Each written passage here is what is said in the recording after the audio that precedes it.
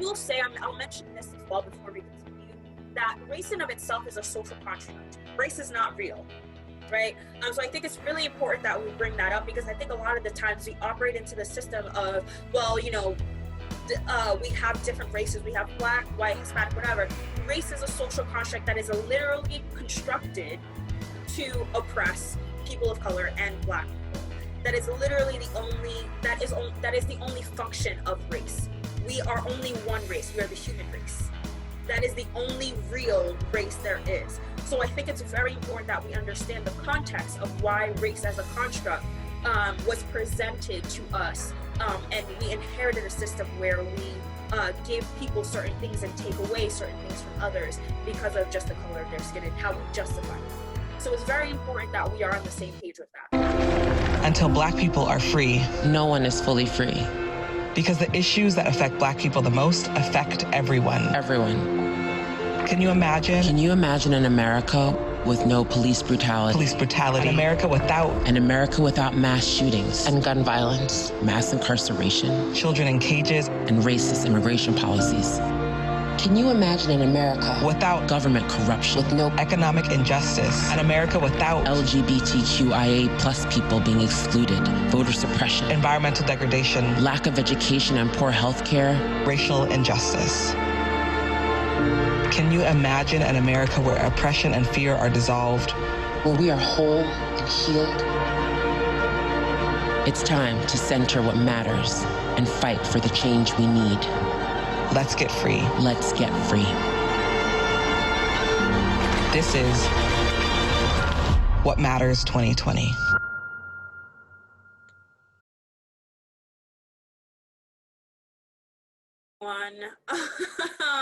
So welcome to our presentation. We are going to be talking about racial justice today. We're just going to give you some information, and any questions or anything like that you have, please feel free to reach out to us. My name is Jonadad, Joe for short. I work in the Residence Life Department as a Residence Director. I am representing Residence Life, but I'm also representing on behalf of the Siena Social Justice Center. I serve on the Diversity and Inclusion Board, and I'm also part of the Diversity Task Force, the official Diversity Task Force for Malloy College. Hi, and I'm Jessica Wallace. My pronouns are she and her. I am the MVP Project Coordinator, and MVP stands for Malloy Violence Prevention Initiative. We are a new initiative here at Malloy, working to combat and prevent gender-based violence, which includes domestic and dating violence, sexual assault, and stalking. So we're doing a lot of prevention work and programming around these topics, and I'm really excited to be here with Joe today talking about this extremely important issue. So we wanted to just begin with kind of sharing our thoughts about why racial justice is important to talk about, especially right now in this moment in our country, in our society, and at Malloy. So for me, I think it's really important for us to be engaging in these conversations as a community, especially with all that's going on right now, with the most recent murder of George Floyd and Breonna Taylor and countless other Black people who have been experiencing police violence for quite some time now, but also particularly in the last few months. We've seen a lot going on in our communities, a lot of people speaking out, a lot of protests, a lot of calls for action and change. And it's really important, in my opinion, for the Malloy community to be part of these conversations in our community level at the college, but also to make sure that our students and our employees all have the tools that they need to be better citizens, to make sure that we're working to be actively anti-racist, and especially for white people like myself to be a part of these conversations and making change and also supporting our Black colleagues and peers throughout all of that's going on. To justice, you know, and just really affirm that it's not a new conversation. It's a conversation that has been happening for a while, specifically when we're talking about Black and Brown communities, any communities of color, any communities that are marginalized, have been experiencing this and have been having these conversations and pushing for their own liberation, for their own freedom from these oppressive situations. But right now, again, it's just more so on a national platform. So we're really hoping to bring you all into this conversation and make you feel part of it. Because I think the worst thing is we don't want anybody to feel closed off. We don't want anybody to feel like they don't have enough information. So this is really just something for us to give you some tools to really get that conversation started, and to know what your resources are going forward as well. So in having these conversations, we really just want to, again, provide you with some of that information, some of those tools that you need to kind of put in your toolbox when you either want to do further research or when you want to, address maybe myself, Jess, or any of your friends or any of your peers in these conversations. One of the things that we find that often gets confused is surrounding equality and equity, right? So when we're talking about police brutality or even police reform in the state of equality and equity, we often get those two terms interchanged and confuse them. Equality is about sameness. So it promotes that, there's fairness and justice given to everyone in the same package, right? So, but it doesn't work if all of us don't start at the same place. Right. So if we recognize that there are people who are marginalized, people who don't feel part of the collective society, then we recognize that there are also people who aren't given the same things. So let's say for me, I'm able-bodied, right? So I do not have a disability. I don't identify as someone who has a disability. So I don't need the same things as someone who does have a disability or someone who identifies themselves as having a disability. So it's really important to understand that, like, not all of us start at the same place.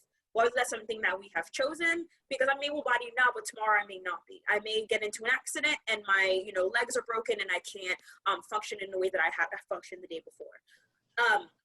And this is when we enter into that conversation about equity. Equity is about fairness. It means that people have the equal access to the same things, right? So that means that if me as an able-bodied person, I never have to really think about what someone in a wheelchair has to think about. However, the resources that are there are enough for the both of us to be able to live a full life that where we both get access to what we need. So when we're talking about healthcare, when we're talking about education, if I have a mental disability that keeps me from being able to learn in a way that someone who doesn't have, that my professor or my school administration is implementing the policies that will make sure that I, as a person with a disability, is getting the proper resources that I need. So it's really, again, like, equality is about sameness. Equality is making sure that everyone has the same things. However, equity brings into the conversation of not everyone has the same access. Not everyone is born in the same way. Not everyone is born with the same capabilities. So in that way, we are still given the things that solidify that we are able to live a full and a life that makes sure that we're not missing anything, or we're not searching for something that is essential to our living. So when we're talking again about healthcare, about education, about any social programs that are essential to our growth and development.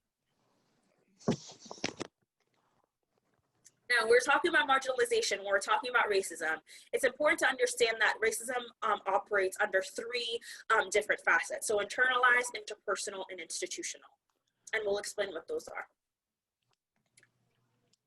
Internalized. So this is the conscious or subconscious acceptance of racial hierarchy. Hold on, this is not working. Of racial hierarchy in which white people are consistently ranked over people of color. This is not something that we're not getting into the institutional aspect of it. We're talking about the internalized aspect of it.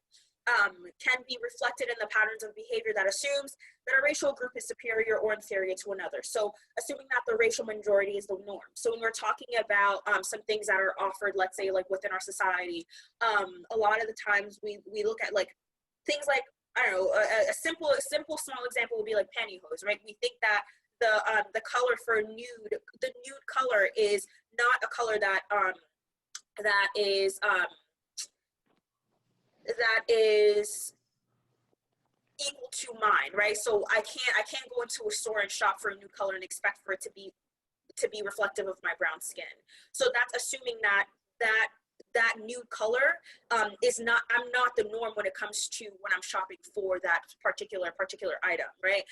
So when we're talking about code switching, the way that, I don't know if any of you are familiar with African American vernacular English. So that's a conversation, that's a way of speaking for me that I share in my community. But when I'm in a professional setting or when I'm in another setting outside of that, I have to speak in a way that makes me feel, that makes me seem more educated, more able to assimilate to a certain culture or certain environment that's not similar to mine, or makes me feel like as if I'm an outsider.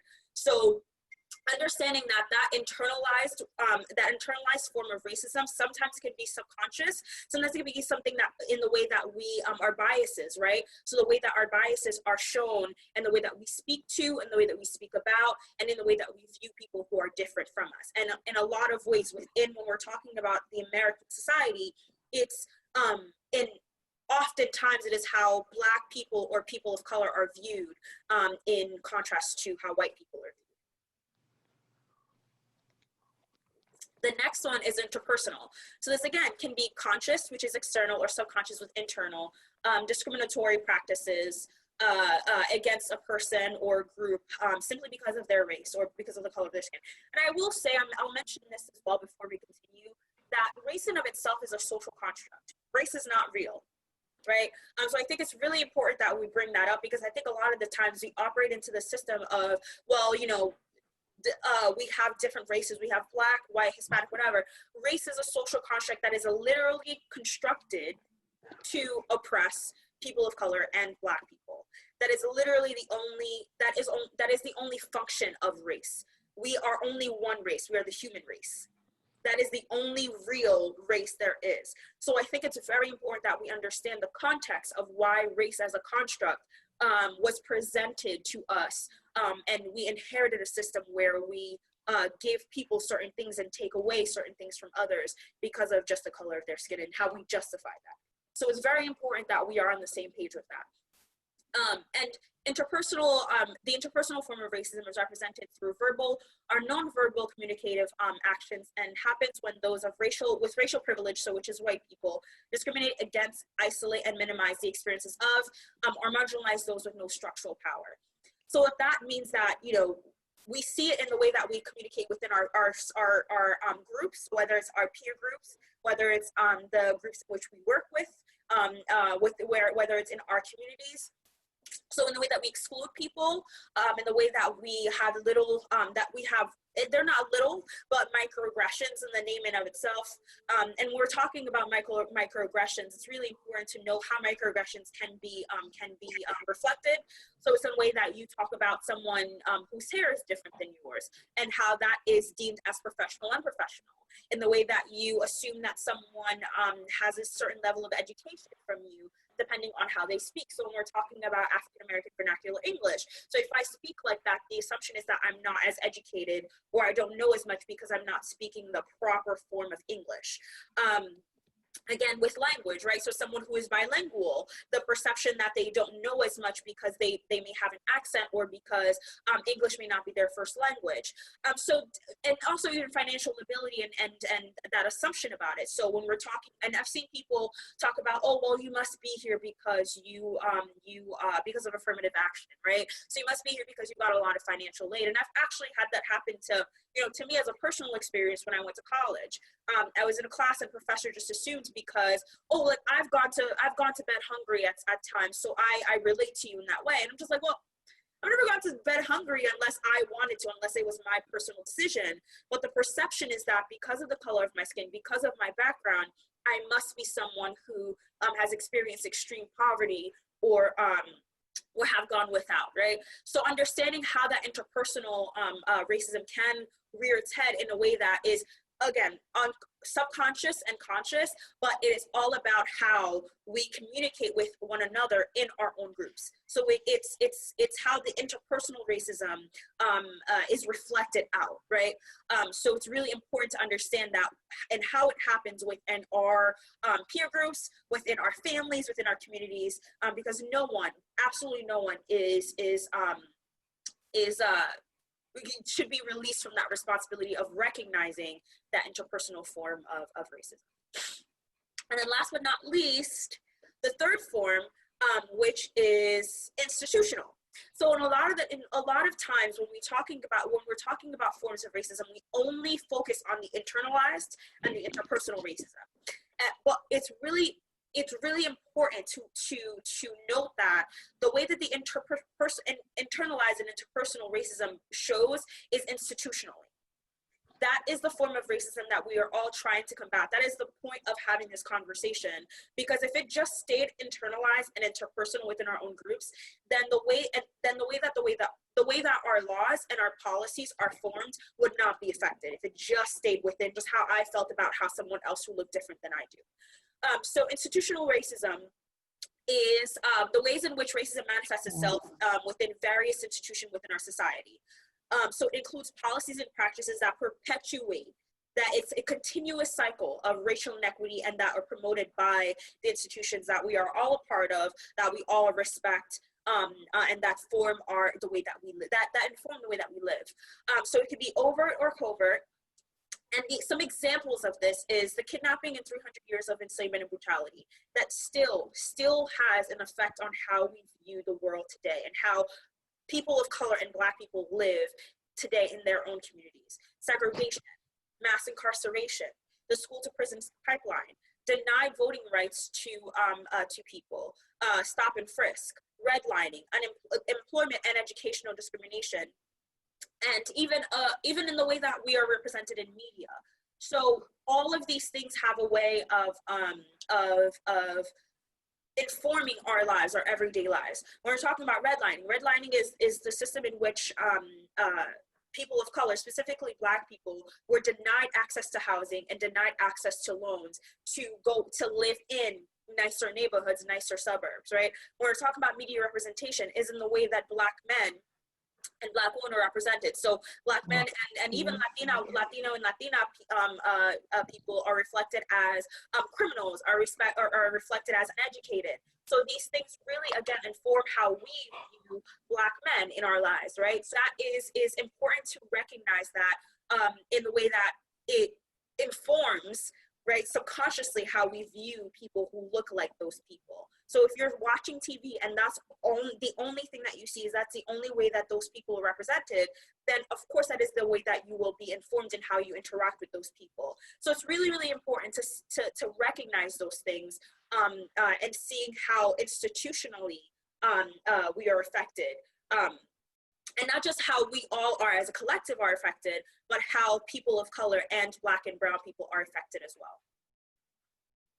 I think the point that I want to stretch here, the point that I want to stick, is that everything is connected, all of it. It's not something, our individual actions don't operate in a vacuum. It doesn't operate on different spectrums. They are linked to history. They are linked to social structures, power, and norms and institutions. This great author, Robin DiAngelo, talks about how we view racism on this good, bad binary, right? So that's where it states on the internalized perspective, where if you're good if you're not racist, you're bad if you are racist. But if we don't start to see how racism can be reflected in so many different ways, then we don't really know how to, we can't fix what we don't see, right? We can't fix what we don't acknowledge, what we don't have an active promise or an active investment in fixing. So I don't want it to be something where, you know, we just view, oh well, if you're racist, if you say things that are racist, then you're, you know, you're ultimately bad. No, it's a matter of recognizing what has informed the racist things that you are saying, what has informed your thoughts and your perspectives and your views. So once we start to recognize that, and once we start to really see the root of that problem, then we can move towards a more equitable world. And that brings us into one of the most harmful ways that institutional racism manifests itself, which is in the form of police violence and police brutality, which may be part of the reason that's brought you here to this presentation today to learn more about, because of recent events that have been going on in our society and our communities. So this chart is from the Say Her Name campaign, which has a focus on bringing awareness to the Black women who have experienced instances of police violence, because unfortunately their names often will go unnoticed by the mainstream media. What you might be more familiar with is some of the names of these Black men who have been harmed or killed by police violence.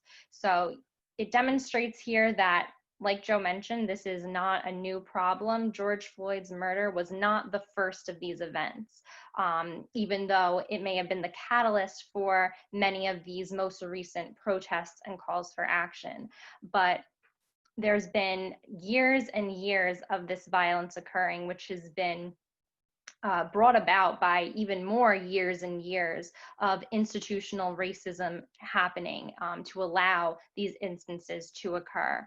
So you can see here some of the history and just some of the names of the men and the women who have been impacted by police violence.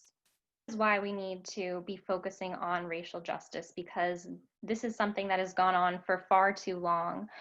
There are many people who have been speaking up about it, particularly Black and brown people who have been calling out these racist behaviors and actions for many, many years. And finally now, with these most recent incidences and calls to action, we're seeing more people become involved and have more of an interest in learning more about what we can all do to be a part of this change and create positive relationships within our communities, positive supports for the most vulnerable and most marginalized, and empower Black and brown people to lead this work in making a difference. So one movement that you might have heard about before is the Black Lives Matter movement, which has been leading a lot of these initiatives.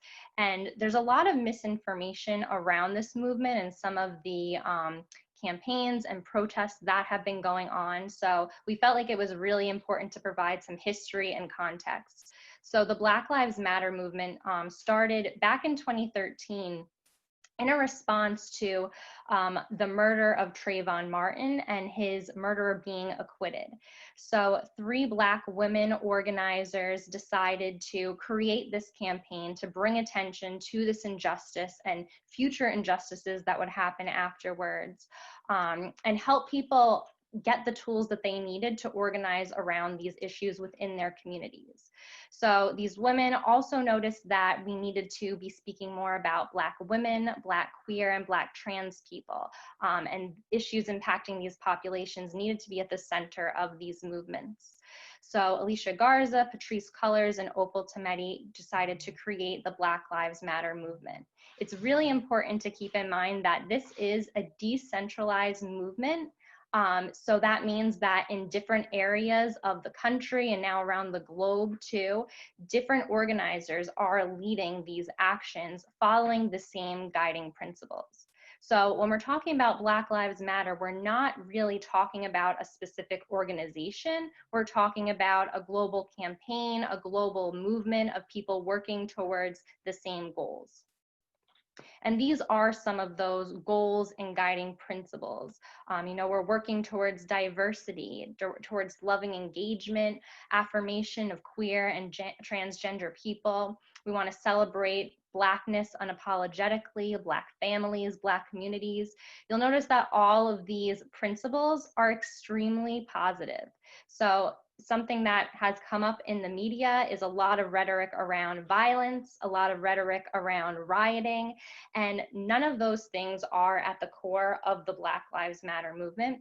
It's important for especially myself and those of us who are white to be mindful about how we talk about protesting, because it's not up to us to police the forms that protest takes place in, but we're all working towards these same goals. So what we want to see is racial justice and more equitable societies. I think it's really important to also mention that saying Black Lives Matter doesn't negate the fact that all lives matter. And in a lot of ways, both are true and both can happen in the same way. It doesn't necessarily mean just because we say Black Lives Matter, all lives don't matter, because Black lives are part of all lives. So it's really important to recognize that when we're talking about the movement, but also when we're talking about Black Lives Mattering, just as a statement, as a point of truth.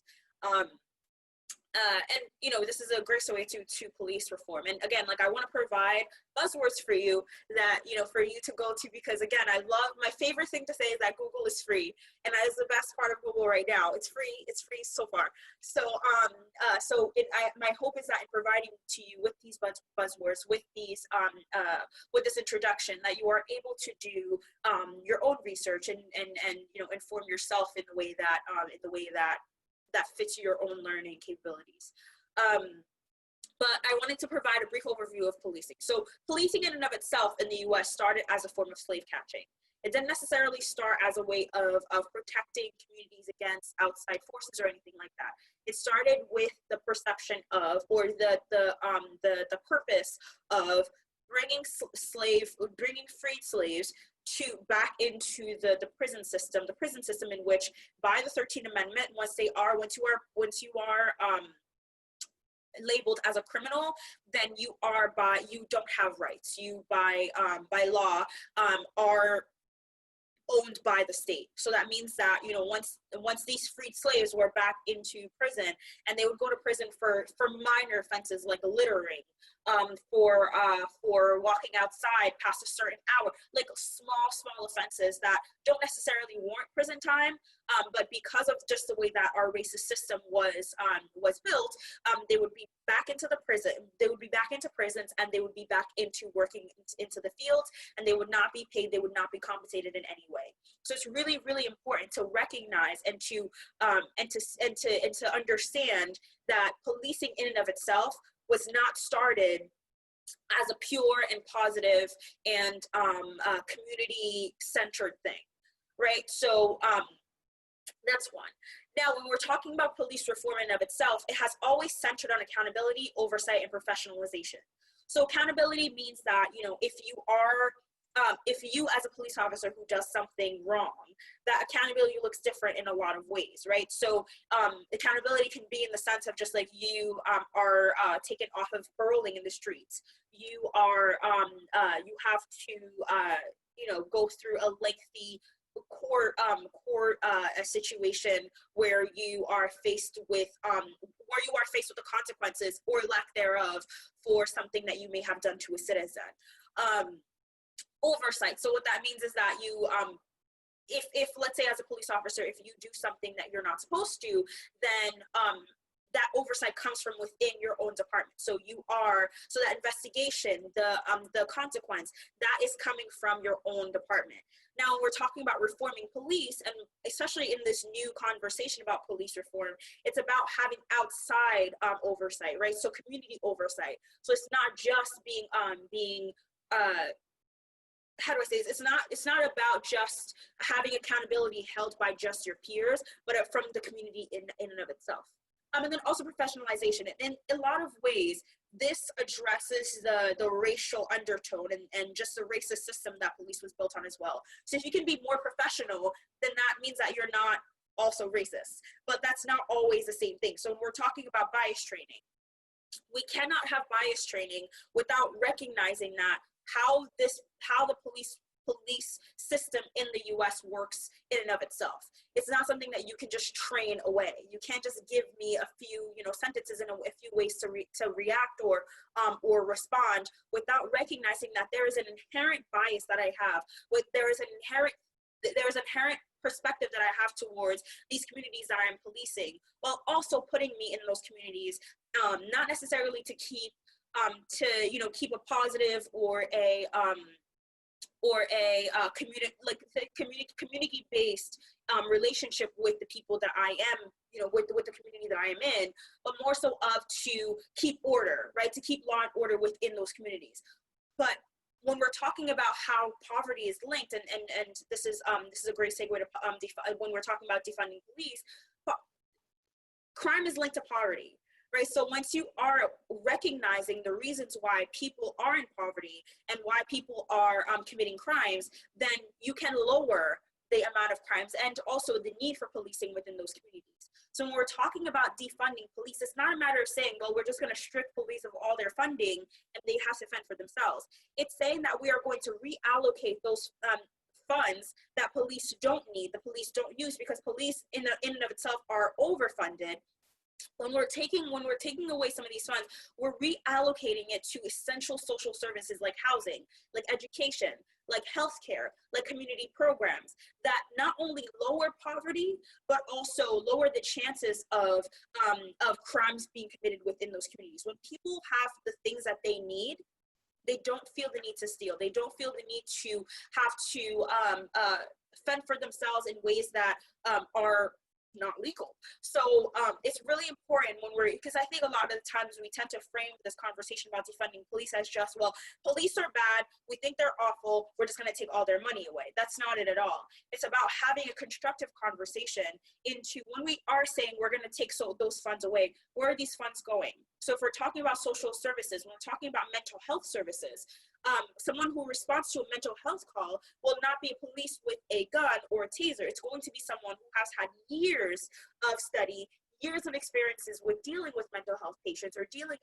within a mental health capability to deal with that. When we're talking about domestic violence, it's not necessarily about, calling a police officer to go in and arrest people or point guns at people. It's more so of how do we have someone who is trained in this, who is educated in this, respond and make sure that all parties that are involved are being treated and are being cared for in a way that still leaves them with their dignity and still leaves them with their respect. So it's really understanding that these funds are going towards these things that people in marginalized communities, in marginalized groups, in marginalized perspectives, these people need certain resources, and providing those resources by allocating those funds is what is needed.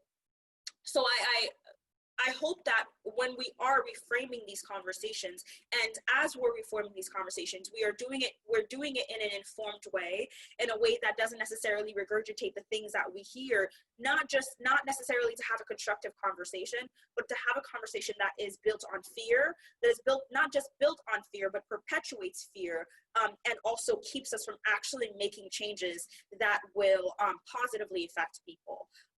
And I just hope that we take into consideration that these are people's lives, right? These are people's lives who have been dealing with who have been dealing with and living in these racist systems for their entire lives, right? For their entire existence if they're living in the US, where police reform has just been about how do we make the public see the police in a more in a more positive manner, and not necessarily to do things that actually positively provides the resources that these communities need. So it's not about making sure that police are seen in a better light. It's actually making sure that these people who are marginalized, who are being brutalized, are given the proper resources that they actually need to live a well-balanced life.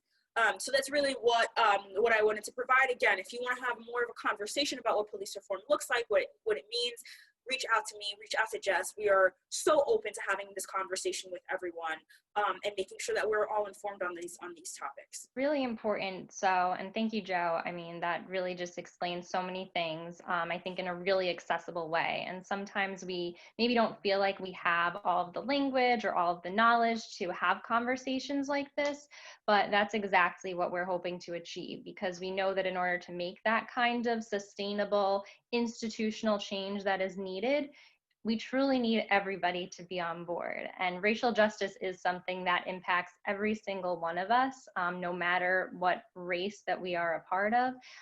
Liberation for one group is liberation for all groups. So we all need to be actively prioritizing and working towards creating more equitable communities in all the different spheres that we're in, whether that's in the Malloy community, whether that's with your job outside of the college, whether that's within your social circles. All of those groups are ways that you have the ability to make change. So this graphic kind of just identifies some of those areas that you might want to think about how you can play a role and what is your role in all of this. It's really important to start with yourself and your own level of education. Maybe some of us have been having these conversations for years and years and years and have been doing this work, and that is amazing.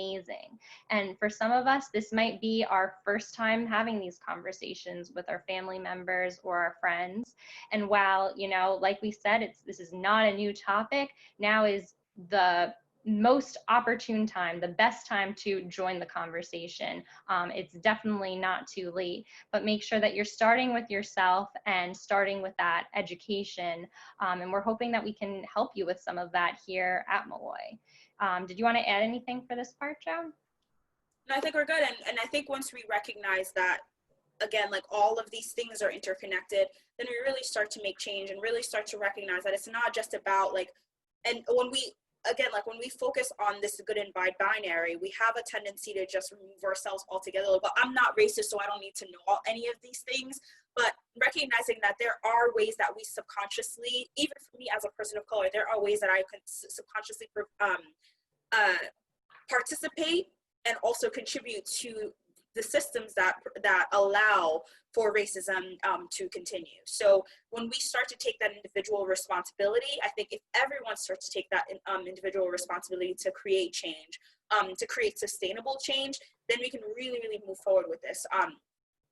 It's not about removing yourself. It's about making sure that you are making yourself part of, participating in, and contributing to a system that is more equitable for everyone. So that's really important to recognize as well. So. Absolutely. And the last thing that we just wanted to touch upon was we hope that this is not the last time that you have these conversations by any means. We hope that you're going to continue the work, and we hope that you will maybe join us to do that here at Malloy. So we really think that students need to be a part of these conversations. So Joe and I will be working on facilitating some ongoing dialogues on racial justice in the coming months. We'll be discussing some of the current things that are going on. We'll maybe be sharing some resources and recommendations for places to get started, talking about how we can prepare to have these conversations and building those skills. We would encourage you to bring a friend with you. We want as many people to have access to a space for these conversations as possible. So we'll be working on that in the coming weeks, and you can reach out to myself or Joe for more information. So do you have anything else to add, Joe, before we I'm looking forward to talking with you and just making sure that we're doing this thing. So yeah, thank you.